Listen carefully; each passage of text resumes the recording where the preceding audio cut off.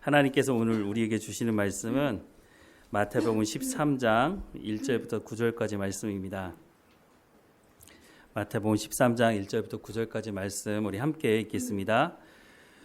그날 예수께서 집에 나가사 바닷가에 앉으심에 큰 무리가 그에게로 모여들거늘 예수께서 배에 올라가 앉으시고 온 무리는 해변에 서 있더니 예수께서 비유로 여러 가지를 그들에게 말씀하여 이르시되 씨를 뿌리는 자가 뿌리러 나가서 뿌릴새 덜어는 길가에 떨어짐에 새들이 와서 먹어버렸고 덜어는 흙이 얕은 돌밭에 떨어짐에 흙이 깊지 아니하므로 곧 싹이 나오나 해가 돋은 후에 타서 뿌리가 없으므로 말랐고 덜어는 가시떨기 위에 떨어짐에 가시가 자라서 기운을 막았고 덜어는 좋은 땅에 떨어짐에 어떤 것은 100배 어떤 것은 60배 어떤 것은 30배의 결실을 하였느니라.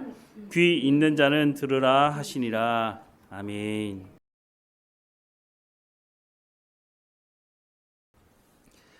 그리스도인들 중에 천국에 대한 관심이 없으신 분은 아마 거의 없을 것 같습니다. 왜냐하면 우리가 예수 믿는 가장 중요한 이유 중에 하나가 천국에 가기 위한 것이기 때문인 것입니다. 그런데 그리스도인들만 천국에 관심이 있는 것이 아니고 타 종교를 가지고 있는 사람들도 자기들 나름대로의 천국에 대해서 말을 한다는 거죠. 이렇게 천국에 대해서 말하는 사람들의 공통점이 있는데 그 첫 번째 공통점은 대부분 천국의 외형적인 부분에 관심이 많다는 겁니다. 성경도 천국의 외형적인 모습에 대해서 분명히 말씀하고 있죠. 요한계시록 21장에 보면 천국의 성곽의 기초석이 각종 보석으로 되어 있다고 말하고요. 천국의 성문이 진주로 되어 있다고 소개하고 있죠. 또 길은 어떻게 되어 있다고요? 정금으로 되어 있다고 소개를 하고 있습니다. 그런데 사람들이 이렇게 천국의 외형적인 부분에 대해서 많은 관심을 가지고 있는 거에 반해서 성경 말씀을 읽어보면 분명히 천국의 외형적인 부분을 말씀하고 있기는 하지만 많은 부분을 말씀하고 있지는 않다는 겁니다. 특별히 예수님께서 천국에 대한 비유의 말씀을 담아두고 있는 마태복음 13장 말씀을 보면 천국의 외형적인 부분들은 거의 말하고 있지 않다고 하는 것이죠. 또 천국에 대해서 말하는 사람들의 공통점 한 가지는 천국은 우리가 살고 있는 이 세상과는 다른, 그러니까 이곳에는 없고 다른 곳에 있다고, 그래서 그 천국을 찾으려고 하는 사람들도 있죠. 아이들에게 우리가 천국 가려면 어떻게 하면 될까요? 라고 이렇게 질문을 했더니 아이들이 뭐라고 대답을 했을까요? 천국은 죽어서 가는 곳이에요. 이렇게 애들이 대답을 했습니다. 물론 틀린 말이 아닙니다. 우리가 주님 부르시는 날이 언제인지 모르지만 주님 부르시면 우리가 갈 곳이 바로 천국이라고 하는 것이 틀린 말은 아닙니다. 그런데 우리가 이런 선입견을 가지고서 마태복음 13장, 특별히 오늘 본문의 말씀을 보게 되면 이게 도대체 무슨 천국에 대한 말씀인가? 천국은 죽어서 가는 곳이 아닌가? 이런 생각을 가지고서 오늘 본문의 말씀을 보면 도대체 무슨 말씀을 하는 건지를 잘 이해하기 쉽지 않다는 것입니다. 오늘 본문뿐만 아니라 마태복음 13장 말씀을 쭉 읽다 보면 우리가 이런 선입견을 가지고 성경을 보게 되면 도대체 하나님께서 무슨 말씀을 우리한테 하시는 건가라는 의문을 가지게 된다는 것이죠. 그래서 오늘 본문의 말씀을 볼 때 우리의 이런 선입견을 내려놓고 볼 필요가 있다는 겁니다. 오늘 본문의 말씀으로 들어가서 보면 1절 말씀에 그날 예수께서 집에서 나가사 바닷가에 앉으시매 라고 말씀을 하고 있습니다. 그날, 어떤 날을 말하는 거죠? 이 그날은 마태복음 12장의 말씀을 봐야 하는데요. 예수님과 바리새인 또 서기관들과 논쟁이 있었던 그 날을 말씀하는 겁니다. 바리새인이나 서기관들은 예수님께서 무슨 말씀을 하시든지 들을 마음이 없었죠. 심지어는 예수님께서 안식일에 손 마른 자를 고치셨는데 안식일에 일했다고 예수님을 비방하고 더 나아가서는 예수님을 죽이려고 했죠. 또 한 번은 귀신 들려 눈 멀고 말 못하는 사람을 고쳐주셨는데 얼마나 감사한 일입니까? 그런데 이 사람들이 뭐라고 말합니까? 예수님께서 귀신을 쫓아내신 것은 바알세불의 힘입어서 쫓아낸 것이다 라고 예수님을 모함하죠. 바로 그런 날 예수님의 말씀을 들으려고 사람들이 모였다라고 하는 것을 말씀해 주고 있습니다. 그렇다면 바리새인들이나 서기관들과는 다른 최소한 하나님의 말씀을 듣기 위해서 예수님께 모인 것은 아닌가 하는 생각을 해보게 되는 거죠. 바로 이 사람들을 대상으로 예수님께서 네 종류의 땅에 대해서 말씀을 하고 있습니다. 오늘 본문 말씀을 다시 한번 우리 같이 한번 읽어보겠습니다. 3절부터 9절 말씀 같이 읽겠습니다. 예수께서 비유로 여러 가지를 그들에게 말씀하여 이르시되 씨를 뿌리는 자가 뿌리러 나가서 뿌릴새 덜어는 길가에 떨어짐에 새들이 와서 먹어버렸고 덜어는 흙이 얕은 돌밭에 떨어짐에 흙이 깊지 아니하므로 곧 싹이 나오나 해가 돋은 후에 타서 뿌리가 없으므로 말랐고 덜어는 가시떨기 위에 떨어짐에 가시가 자라서 기운을 막았고 덜어는 좋은 땅에 떨어짐에 어떤 것은 100배 어떤 것은 60배 어떤 것은 30배의 결실을 하였느니라. 귀 있는 자는 들으라 하시니라. 아멘. 이 말씀을 들을 때 우리의 관심은 주로 좋은 땅에 떨어진 거기에 관심이 있습니다. 왜냐하면 최소한 30배 결실을 맺을 수 있기 때문에 100배, 60배, 30배의 결실이 맺어지는 땅에 관심이 있을 수밖에 없죠. 그렇다면 예수님께서 좋은 땅에 대한 말씀만 하시면 될 텐데 왜 굳이 길가에 또 돌밭에 가시떨기 위에 떨어진 나무에 떨어진 씨에 대해서 말씀을 하시는 걸까요? 왜 이런 종류에 대한 땅에 대해서 예수님께서 굳이 말씀할 필요가 있을까 하는 생각을 해보게 됩니다. 그런데 분명한 건 예수님께서 네 종류의 땅에 대해서 분명하게 말씀하고 있다는 거죠. 그렇다면 거기에 의미가 있겠죠. 어떤 사람들은 이렇게 생각합니다. 이 세 가지 땅에 떨어진 사람들은 하나님의 말씀을 듣지 않은 것이다 라고 생각을 하죠. 물론 이 말의 의미는 우리가 압니다. 귀로 듣는 것만 듣는 것이 아니기 때문에 귀로 듣기만 한 것은 듣지 않은 것이다 라고 말할 수는 있을지 모르겠는데 예수님께서 이 비유의 말씀을 하시고 해석해서 또 말씀을 하시는데 그 말씀에 보면 이 네 종류의 땅에 씨가 떨어졌다고 하는 것은 하나님의 말씀을 들은 것이다 라고 말씀을 하고 있다는 거죠. 마태복음 13장 18절에서 23절 말씀에 이렇게 말씀하십니다. 그런즉 씨 뿌리는 비유를 들으라. 아무나 천국 말씀을 듣고 깨닫지 못할 때는 여기 분명히 뭐라고 말씀하고 있어요? 천국 말씀을 듣고 들었다고 분명히 말씀하고 있죠.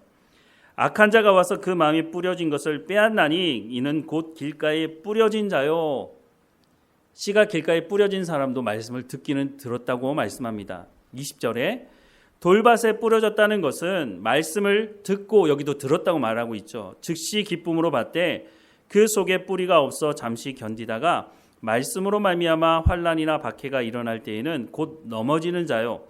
가시떨기에 뿌려졌다는 것은 말씀을 들으나 세상의 염려와 재물의 유혹과 유혹에 말씀이 막혀 결실하지 못하는 자요. 여기도 분명히 말씀을 들었다고 말씀하고 있고요.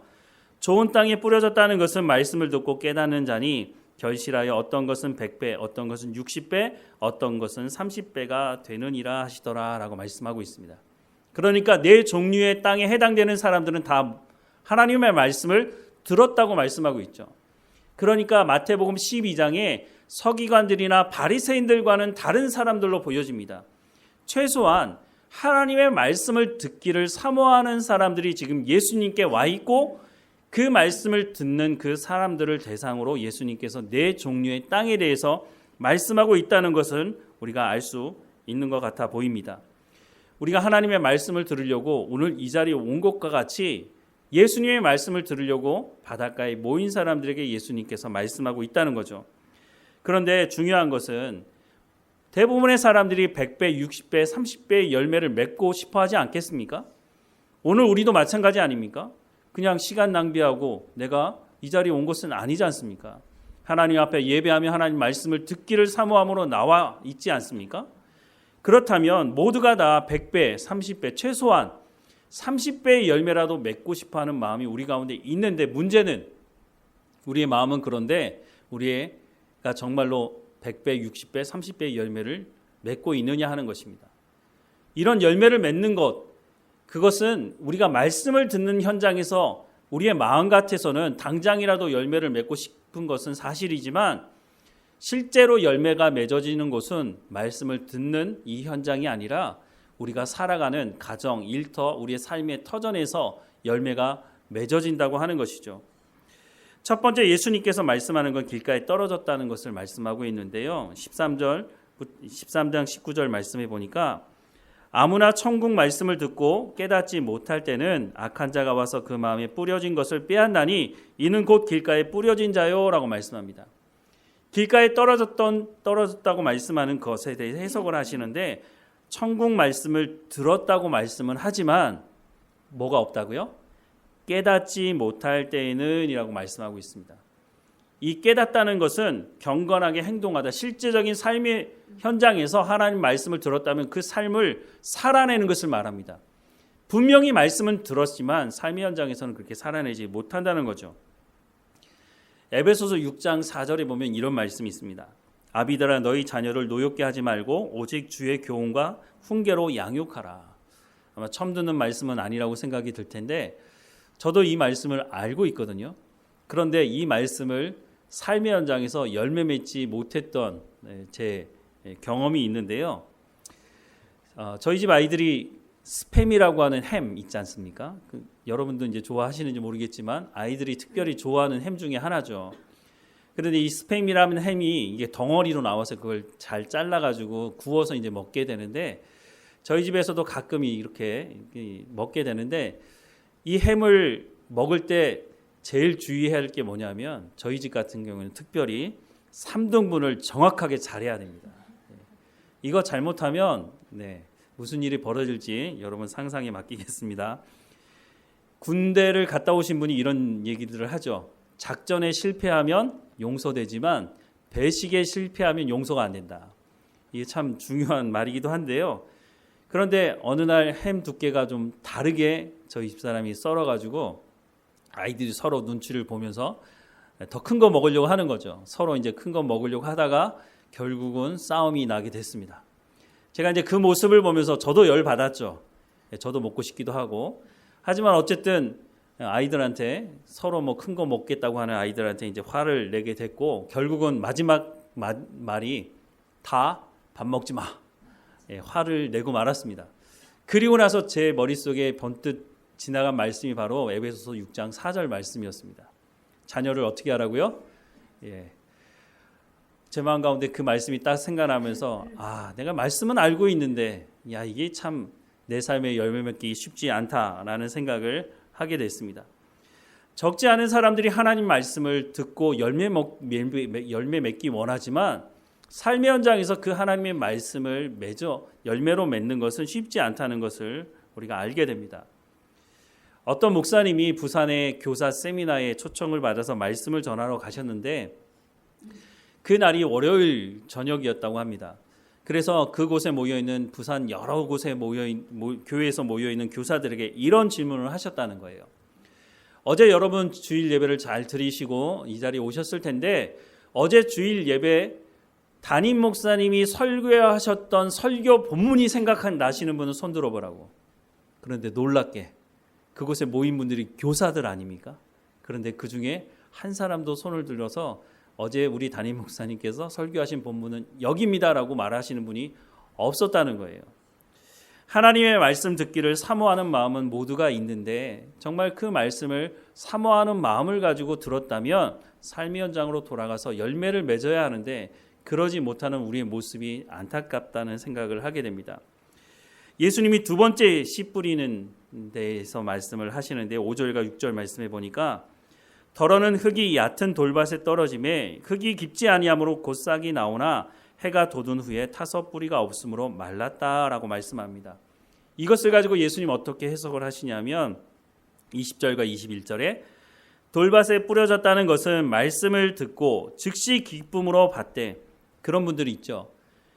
예배 끝나고 나고 가시면서 목사님 오늘 정말 은혜 받았습니다라고 말씀하는 분들 아마 여기에 해당이 될 것 같은데 그 속에 뿌리가 없어 잠시 견디다가 말씀으로 말미암아 환난이나 박해가 일어날 때에는 곧 넘어지는 자라고 말씀을 하고 있습니다.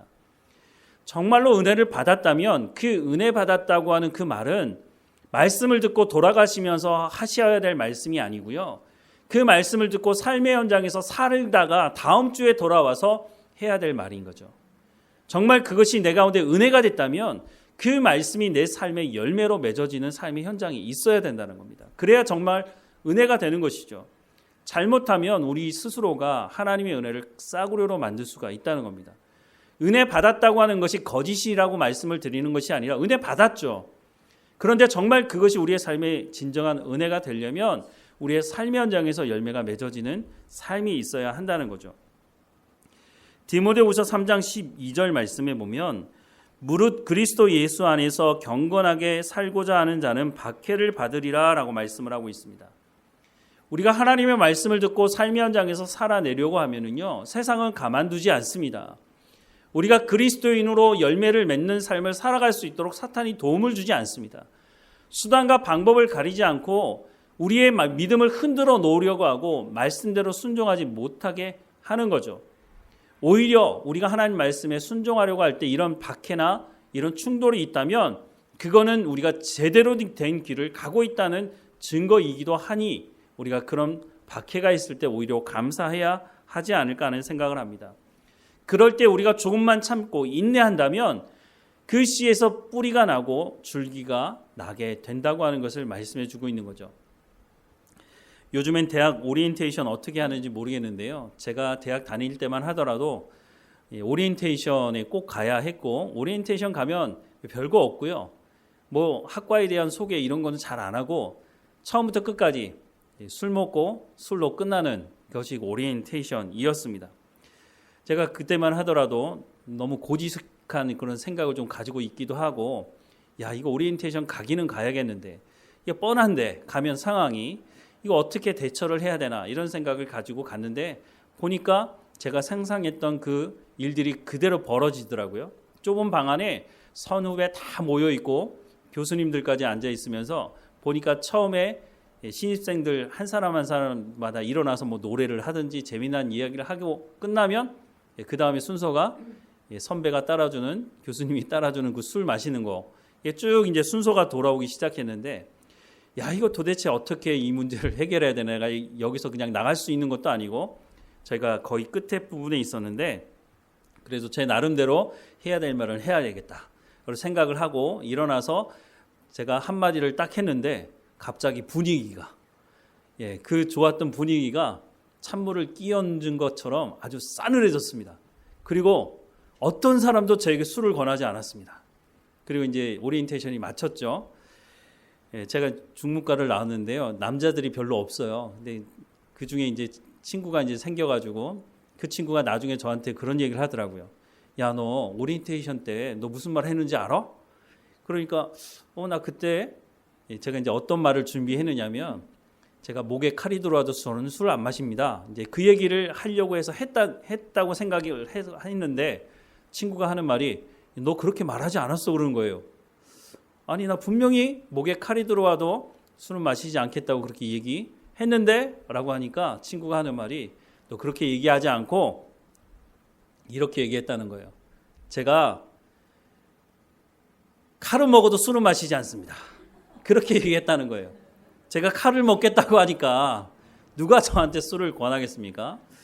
오리엔테이션 마치고 돌아와서 선배들한테 좀 찢기긴 했는데 그래도 제가 성실하게 삶을 살아가는 걸 보면서 나중에는 저를 인정해 주더라고요. 외부로부터의 압박이 있을 때 그것을 조금만 참고 견디면 그것이 오히려 내 믿음을 더 든든하게 한다는 것을 경험하는 시간이기도 했습니다. 그런데 외부적인 압박보다 더 우리의 삶을 흔들어 놓으려고 하는 것이 있는데 그것은 내부적인 압박입니다. 마태복음 6장 25절 말씀에 보면 그러므로 내가 너희에게 이르노니 목숨을 위하여 무엇을 먹을까 무엇을 마실까 몸을 위하여 무엇을 입을까 염려하지 말라. 목숨이 음식보다 중하지 아니하며 몸이 의복보다 중하지 아니하냐라고 말씀합니다. 예수님은 우리의 필요를 잘 알고 계십니다. 그럼에도 불구하고 왜 이렇게 말씀하시는 걸까요? 우리가 이 먹는 문제, 마시는 문제, 입는 문제 사실은 돈과 관련된 문제 아닙니까? 여기에 얽매이기 시작하면 하나님을 중심으로 한 삶을 살아가는 신앙의 삶을 살아가기는 힘들다고 하는 것을 예수님이 너무 잘 알고 계시기 때문인 것입니다. 그래서 하나님과 재물을 겸하여 섬길 수 없다고 말씀하시는 거죠. 세상의 염려와 재물의 유혹으로부터 벗어나는 것이 사실 쉬운 문제는 아닌 것입니다. 창세기 26장에 보면 이 세상의 염려와 재물의 유혹 가운데 있었지만 하나님의 말씀을 쫓아갔던 이삭의 모습을 설명하고 있는데요. 창세기 26장 1절부터 6절 말씀 우리 함께 같이 읽어보겠습니다. 아브라함 때에 첫 흉년이 들었더니 그 땅에 또 흉년이 들매 이삭이 그랄로 가서 블레셋 왕 아비멜렉에게 이르렀더니 여호와께서 이삭에게 나타나 이르시되 애굽으로 내려가지 말고 내가 내게 지시하는 땅에 거주하라. 이 땅에 거류하면 내가 너와 함께 있어 내게 복을 주고 내가 이 모든 땅을 너와 내 자손에게 주리라. 내가 내 아버지 아브라함에게 맹세한 것을 이루어 내 자손을 하늘의 별과 같이 번성하게 하며 이 모든 땅을 내 자손에게 주리니 내 자손으로 말미암아 천하 만민이 복을 받으리라. 이는 아브라함이 내 말을 순종하고 내 명령과 내 계명과 내 율례와 내 법도를 지켰음이라 하시니라. 이삭이 그랄에 거주하였더니. 아멘. 아브라함 이후에 100년 만에 엄청난 흉년이 닥쳤습니다. 그래서 이삭이 자기 식구들을 먹여 살리기 위해서 먹을 것이 있는 애굽으로 내려가려고 했다는 거예요. 그런데 하나님께서 나타나셔서 애굽으로 내려가지 말라고 말씀하시는 겁니다. 그런데 가나안 땅에 머물라고 하시면서 먹을 것을 주시려고 하시는 것이 아니라 복을 주고 이 땅을 주겠다는 말씀을 하십니다. 아니 당장 먹을 거 없어가지고 굶어 죽을 판인데 복을 주겠다고 이 땅을 주겠다고 하는 것이 도대체 무슨 소용이 있을까 싶은 생각이 듭니다. 물론 하나님께서 말씀하시는 것이니 그 땅에 머무는 것이 맞을지도 모르겠습니다. 그렇다면 하나님께서 이렇게 말씀하실 것이 아니라 광야에 나온 이스라엘 백성들에게 만나를 주셨던 그 하나님께서 충분히 이삭의 가족들에게 먹을 것을 제공해 주실 수 있지 않겠습니까? 그러면 그렇게 말씀하면 좋을 텐데 그런 말씀은 하나도 하지 않으시고 내가 너에게 복을 주겠다, 이 땅을 주겠다라고 하는 말씀을 하고 있는 모습을 보게 됩니다. 그런데 이 말씀을 듣기 전에 이삭은 이미 하나님께서 말씀하신 것이 반드시 이루어진다는 것을 경험한 적이 있죠. 언제요? 모리아 땅에서 자기 아버지 아브라함이 자신을 번제로 바치려고 했던 사건을 자기가 직접 경험하지 않았습니까? 그러니 하나님께서 말씀하시는 이 말씀을 무시하기는 쉽지 않았을 것 같습니다. 그 당시의 생각을 다시 한번 해보면 아브라함이 자기 아들, 100세에 얻은 아들을 하나님께서 번제로 바치라고 하는 그 말씀을 아브라함이 듣고 3일길을 갔다고 말씀하고 있습니다. 참 이해가 되지 않는 부분이죠. 하나님이 인신제사를 원하시는 분도 아니시고 하나님이 이방신과 같이 하나님이 만약에 인신제사를 원하시는 분이라면 아브라함이 처음부터 하나님을 따랐을까 하는 생각도 해보게 됩니다. 어쨌든 그런데 아브라함이 정말로 아들을 쇼하려고 하는 것이 아니라 잡아서 정말로 죽이려고 했다는 거죠. 그런데 히브리서 11장에 보니까 이런 말씀을 기록하고 있습니다. 아브라함은 시험을 받을 때 믿음으로 이삭을 드렸으니 그는 약속을 받은 자로 돼 그 외아들을 드렸느니라. 그에게 이미 말씀하시기를 내 자손이라 칭할 자는 이삭으로 말미암으리라 하셨으니 이삭의 형이 있었죠. 이스마엘. 근데 하나님께서 이스마엘은 아니라고 말씀하셨으니까 그가 하나님이 능히 이삭을 죽은 자 가운데서 다시 살리실 줄로 생각한지라 비유컨대 그를 죽은 자 가운데서 도로 받은 것이니라 라고 말씀합니다. 아브라함이 이삭을 잡아 죽이려고 했던 이유가 뭐라고 말씀한다고요? 약속의 자녀가 이삭이니까 내가 잡아 죽인다 할지라도 분명히 하나님께서 번제로 바치라고 말씀하셨으니까 그러면 죽여야 되니까 죽인다 할지라도 하나님께서 어떻게 하신다고요? 다시 살리실 것을 믿었다라고 말씀합니다. 그 근거가 어디 있나요? 하나님께서 이삭을 통해서 민족을 이루겠다고 약속하고 계시니까. 자, 이게 뭘 말하는 걸까요? 하나님께서 말씀하신 것은 하나님 반드시 이루시는 분이시기 때문에 그 말씀을 내가 믿겠느냐 하는 것이죠. 하나님께서 이삭에게도 똑같이 요구하고 있는 겁니다. 야, 너 지금 먹을 게 없어서 굶어 죽을 판인데 너 여기 가나안 땅에 머물라고 한다면 내 약속의 말씀을 믿고 정말 여기 머물 수 있겠느냐라고 묻고 있는 거죠. 사실 쉬운 문제가 아닌 것입니다. 하나님께서 만나라도 내려주시면서 여기 머물라고 했다면 너무 쉽게 믿을 수 있겠죠. 그런데 그것도 말씀하지 않으시고 그냥 이 땅에 머물라고만 말씀하는 겁니다. 내가 이 땅을 주겠다고 하는 약속의 말씀, 아버지 아브라함에게 하셨던 그 약속의 말씀을 이삭에게도 똑같이 하시고 있으면서 너 내 말 믿을 수 있겠어? 라고 이삭에게 요구하고 있는 거죠. 이삭이 그 말씀을 믿고 그 땅에 머물게 됩니다. 그 땅에 머물렀다고 해서 이삭 안에 있는 염려가 사라진 것이 아닙니다. 여전히 염려가 존재하고 있죠. 염려, 보이지도 않는 이 염려를 없애려고 한다고 해서 없어지지도 않았습니다. 그때 이삭이 선택했던 것은 이 염려에 집중하는 것이 아니라 하나님께서 말씀하신 약속의 말씀, 아무것도 이루어지지 않은 상태, 아니 오히려 더 악화되면 악화되었지 좋은 상황이 아닌 그런 상황에서 하나님의 말씀을 믿기로 작정하고 심지어는 뭘 했다고 성경이 말씀하는 줄 아십니까? 그 해, 흉년이 있던 그 해에 농사를 시작했다고 말씀하고 있다는 겁니다. 창세기 26장 12절과 13절 말씀에 보면 이삭이 그 땅에서 농사하여 라고 말씀합니다. 언제? 흉년의 때요. 먹을 것이 없는 그때 농사를 시작했다고 말하고 있습니다.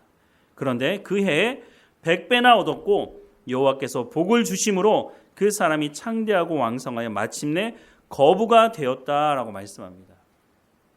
그런데 여기서 끝나지 않았습니다.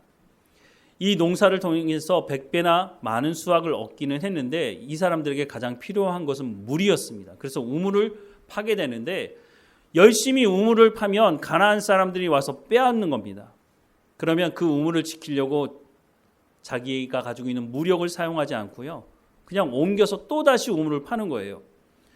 또 가나안 사람들이 와서 우물을 또 빼앗으면 이삭이 또 다른 곳으로 옮겨서 또 우물을 파는 일이 반복되는 것을 봅니다. 조금 전에 말씀을 드렸지만 이삭이 무력을 사용할 수 없어서 그런 것이 아니었습니다. 아브라함 때에 아브라함 집에서 길리었던 용병이 318명이나 있었죠. 이 사람들을 동원해서 전쟁에서 잡혀갔던 롯을 구해오는 사건도 있었습니다. 그러니까 이삭 때에도 충분히 이 우물을 지킬 수 있는 힘이 있었다는 겁니다. 그럼에도 불구하고 이것은 싸워서 해결될 문제가 아니라는 것을 아마 이삭이 알았던 것 같습니다. 그런데 어느 날 가나안 땅에 살고 있던 사람들이 이삭을 찾아와서 이런 말을 합니다. 여호와께서 너와 함께 계심을 우리가 분명히 보았으므로 우리 사이에 곧 우리와 너 사이에 맹세하여 너와 계약을 맺자라고 말하고 있습니다. 아니 누가 누구에게 하는 말입니까? 이삭이 힘이 있어서 우물을 지킨 것이 아니고 빼앗겼던 그 사람을 찾아와서 이 사람들이 지금 요구하는 게 야, 너 우리 공격하지 마. 우리 평화 조약을 맺자 이렇게 말하고 있는 겁니다. 그러면서 심지어는 뭐라고 얘기하냐면 너는 여호와께 복을 받은 자라고 말하고 있습니다. 누가 누구에게 얘기한 거라고요? 우물을 빼앗았던 가나안 사람들이 이삭을 향해서 내가 널 보니까 하나님이 너와 함께 하시고 하나님께서 너에게 복을 준 것을 우리가 알겠다고 말하는 것입니다. 이게 도대체 무슨 말일까요? 하나님의 말씀을 듣고 굶어 죽을 수 있는 상황에서 하나님의 말씀을 믿고 순종했던 이삭의 모습을 보면서 우물을 빼앗고 또 다른 곳에 가서 우물을 파면 우물을 빼앗았던 가나안 사람들 입장에서는 이삭이 두려운 것이 아니고요. 이삭을 보호하신 하나님이 두려운 겁니다. 아니 우리가 이렇게 공격을 하고 이렇게 빼앗았는데도 저 사람은 망하지도 않네. 오히려 그것이 나중에 시간이 지나서는 두려움으로 이 사람들에게 다가온 거죠. 이삭이 했던 건 뭡니까? 하나님의 언약의 말씀을 믿고 그냥 순종한 것뿐입니다. 물론 그 마음에 갈등도 있고 염려가 있었겠죠. 세상의 염려, 재물의 유혹이 왜 없었겠습니까? 우물 하나 파는데 엄청난 재정과 노동력이 필요하고 시간이 필요한데 그것을 빼앗기면 그것 손해 아닙니까? 그럼에도 불구하고 하나님의 약속의 말씀을 믿고 이삭이 하나님을 쫓아가자 나중에는 가나안 사람들이 찾아와서 내가 당신을 보니까 하나님이 당신을 보호하시는 것을 우리가 본다고 말하는 믿음의 고백이 그들의 입을 통해서 나오게 됐다는 거죠. 그런데 이 고백이 하나님 앞에서 들은 고백이 아니고요. 죽어서 하나님 앞에 서서 들은 고백이 아니고 이삭이 가나안 땅에 살 때 가나안 사람들을 통해서 들었다는 것입니다. 하나님의 복을 받은 사람들이 살아가는 곳이 어디입니까? 그것이 바로 천국이라고 성경은 말씀해 주고 있는 거죠. 누가복음 17장 20절부터 21절 말씀해 보면 바리새인들이 하나님의 나라가 어느 때에 임하나이까 묻거늘 예수께서 대답하여 이르시되 하나님의 나라는 볼 수 있게 임하는 것이 아니요 또 여기 있다 저기 있다고도 못하리니 하나님의 나라는 너희 안에 있느니라 라고 말씀을 하고 있습니다. 하나님의 나라가 어디 있다고요? 우리 가운데 있다고 말하고 있습니다. 우리가 지금 삶을 살아가는 우리의 삶의 현장이 천국이라고 말씀하고 있습니다.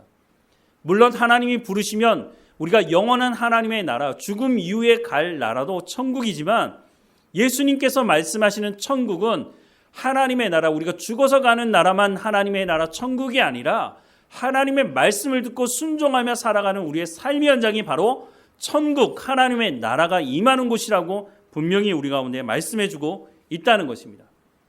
바로 마태는 이 말씀을 기록하면서 우리가 하나님의 말씀을 듣고 순종하는 그곳, 100배, 60배, 30배 열매가 맺어지는 그곳이 바로 하나님의 나라 천국이라고 말씀해 주고 있는 것입니다. 그 땅에서 하나님의 백성들은 어떻게 살아가야 하느냐? 그것을 마태는 산상수훈에 기록을 하고 있고 마태복음에 이곳저곳에 다 기록을 하고 있다는 것입니다. 산상수훈의 말씀의 핵심이 뭔지 말씀을 좀 드리고 싶은데요. 산상수훈의 말씀을 다 드릴 수는 없지만 그 중에 핵심적인 말씀이 바로 주님 가르쳐 주신 기도에 담겨 있습니다. 그 기도에 뜻이 하늘에서 이루어진 것 같이 땅에서도 이루어지이다. 우리가 주님 가르쳐 주신 기도를 할 때 우리가 하는 기도입니다. 그런데 여기에 핵심이 있다는 거죠. 뜻이 하늘에서 이루어진 것처럼 이 땅에서 우리가 살아가는 삶의 현장에서 천국이 이루어질 수 있도록 하나님이 인도해 달라고 기도하는 그 내용이 담겨져 있다는 것을 말씀해 주고 있다는 것입니다. 우리가 야고보서 2장 15절부터 26절 말씀을 한번 읽어보고 싶은데요. 우리 같이 한번 야고보서 2장 15절부터 26절 말씀 같이 읽어보겠습니다. 만일 형제나 자매가 헐벗고 일용할 양식이 없는데 너희 중에 누구든지 그에게 이르되 평안히 가라, 덥게 하라, 배부르게 하라 하며 그 몸에 쓸 것을 주지 아니하면 무슨 유익이 있으리요? 이와 같이 행함이 없는 믿음은 그 자체가 죽은 것이라. 어떤 사람은 말하기를 너는 믿음이 있고 나는 행함이 있으니 행함이 없는 내 믿음을 내게 보이라. 나는 행함으로 내 믿음을 내게 보이리라 하리라. 내가 하나님은 한 분이신 줄을 믿느냐? 잘하는도다. 귀신들도 믿고 떠느니라. 아, 허탄한 사람아, 행함이 없는 믿음이 헛것인 줄을 알고자 하느냐? 우리 조상 아브라함이 그 아들 이삭을 제단에 바칠 때에 행함으로 의롭다 하심을 받은 것이 아니냐? 내가 보거니와 믿음이 그의 행함과 함께 일하고 행함으로 믿음이 온전하게 되었느니라.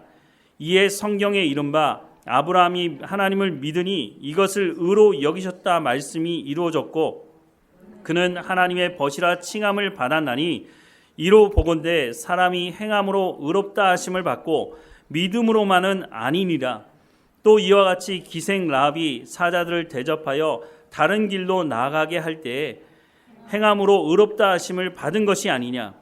영혼 없는 몸이 죽은 것 같이 행함이 없는 믿음은 죽은 것이니라. 아멘. 하나님의 말씀을 듣고 지켜 행하라는 것입니다. 우리가 하나님의 말씀을 듣고 지켜 행하려고 할 때에 세상에 박해가 있습니다. 세상과 충돌이 일어나죠. 마음이 괴롭고 갈등이 일어날 수 있습니다. 그때 예수님이 뭐라고 말씀하시냐면 마태복음 11장 28절에서 30절 말씀에 수고하고 무거운 짐지자들아 다 내게로 오라. 내가 너희를 쉬게 하리라. 나는 마음이 온유하고 겸손하니 나의 멍에를 메고 내게 배우라. 그리하면 너희 마음이 쉼을 얻으리니 이는 내 멍에는 쉽고 내 짐은 가벼움이라 하시니라 라고 말씀하고 있습니다. 예수님께서 우리 가운데 하나님 말씀을 듣고 순종하는 길을 살라고 말씀하시면서 그냥 고아처럼 버려둔다고 말씀하시는 것이 아닙니다. 함께 이 길을 가자고 말씀하는 것입니다. 예수님 앞에 와서 겸손한 예수님께 나의 멍에를 메고 내게 배우라고 주님께서 말씀하고 있다는 것입니다. 그래야 우리가 참된 평안함을 누리며 참 평안을 누릴 수 있다고 말씀해 주고 있는 것입니다. 사랑하는 여러분, 우리가 본향이 어디냐고 말할 때 천국이 우리 본향이라고 말하지 않습니까? 그렇다면 우리가 이 땅에 어떻게 보면 이민자로 살아가는 것이죠. 이민자로 살아가는 것 쉽지 않습니다. 문화도 다르고 언어 장벽도 있고 여러 가지 경제적인 문제도 있고 인종차별도 있습니다. 하지만 그곳에서 뿌리를 내리기 위해서는 우리가 본을 보이는 삶을 살아가지 않으면 우리의 삶이 흔들릴 수도 있는 것이죠. 우리가 이 땅에 살아갈 때 하나님 말씀에 순종하는 삶을 살아갈 때 세상에 하나님 말씀을 거부하는 세상 속에서 살아가는 것이 만만치 않습니다. 어떤 사람들은 우리를 향해서 예수쟁이라고 비난하기도 하죠. 하지만 하나님 말씀에 순종하게 되면 결국은 이삭과 같이 사람들이 우리를 찾아와서 당신을 보니까 예수님의 향기가 난다고, 당신을 보니까 예수 믿는 사람 같다고 하는 이야기를 듣게 될 수 있다고 약속해 주고 있다는 것입니다. 예수님은 우리를 고아와 같이 버려두시지 않으셨습니다. 예수님 승천하시면서 세상 끝날까지 우리와 함께 하시겠다고 약속하고 있는 말씀을 우리 가운데 해주고 있지 않습니까? 우리 가운데 모두가 다 100배, 60배, 30배의 열매를 맺고 싶어하는 마음이 있습니다. 그러니 말씀을 듣기를 사모해서 주일날 하나님께 예배하러 나온 것이죠. 그렇다면 우리가 하나님의 말씀을 길가에 뿌려둘 수 없지 않습니까? 하나님의 말씀을 돌밭에 뿌려둘 수 없지 않습니까? 하나님의 말씀을 세상의 염려와 재물의 근심 때문에, 그것 때문에 하나님의 말씀에 결실을 맺지 못하는 삶을 살아가기 원하는 사람은 없을 것입니다. 예수님이 우리 가운데 말씀하시는 대로 100배, 60배, 30배는 약속된 것입니다. 그렇다면 우리가 해야 될 것은 하나님의 말씀대로 순종하는 삶, 우리의 삶의 현장에서, 가정에서, 일터에서 하나님 말씀대로 순종하는 삶을 살아가는 것입니다. 거기에도 예수님께서 성령을 주시겠다고 약속하고 계시는 것입니다. 하나님의 마음은 우리 가운데 풍성한 열매를 맺기 원하시는 마음이라고 하는 것을 말씀해 주고 있습니다. 우리 중 누구도 길가에 또 돌짝밭에 가시 떨기 위해 말씀을 뿌려두지 않기를 소망합니다. 누구도 그 마음을 품고 말씀을 듣는 사람은 없을 것입니다. 그렇다면 모두가 다 오늘 말씀을 들은 대로 하나님, 내가 삶의 현장에서 열매를 맺을 수 있는 최소한 30배의 열매를 약속하고 계시니 그 열매를 맺는 삶이 될 수 있도록 내 삶을 주관해 달라고 기도하며 하나님의 말씀을 온전히 붙들고, 우리가 상황을 바라보는 것이 아니라 하나님의 말씀을 붙들고 이삭과 같이 풍성한 열매를 맺는 우리의 삶이 되기를 주님의 이름으로 축원합니다. 사랑하는 하나님, 오늘 우리 가운데 말씀하신 말씀대로 우리의 삶 가운데 100배, 60배, 30배의 결실이 있는 삶이 될 수 있도록 은혜를 허락해 주옵소서. 하나님 말씀하시는 그 복을 누리며 평안을 누리며 이 땅에서부터 천국의 삶을 살아갈 수 있도록, 우리가 천국 백성에 합당한 삶을 살아갈 수 있도록 하나님의 말씀에 귀를 기울이게 하시고 하나님의 기준에 합당한 삶을 살아갈 수 있도록 날마다 성령께서 우리 가운데 충만히 임하셔서 우리의 발걸음을 인도해 주옵소서. 우리가 삶을 살아가는 삶의 현장이 우리를 만나는 사람들이 천국을 맛볼 수 있도록, 우리 먼저 천국의 맛을 보며 살아갈 수 있도록 하나님 은혜를 허락해 주옵소서. 흩어져 삶을 살아가는 한 주일의 삶의 현장을 하나님 주관해 주옵소서. 육체 가운데 강건함을 허락해 주시고 우리 가운데 맡겨진 모든 일을 통해서 하나님의 영광이 드러나는 삶이 될 수 있도록 인도해 주옵소서. 날마다 우리와 함께 하시는 하나님께 감사하고 예수님의 이름으로 기도드립니다. 아멘.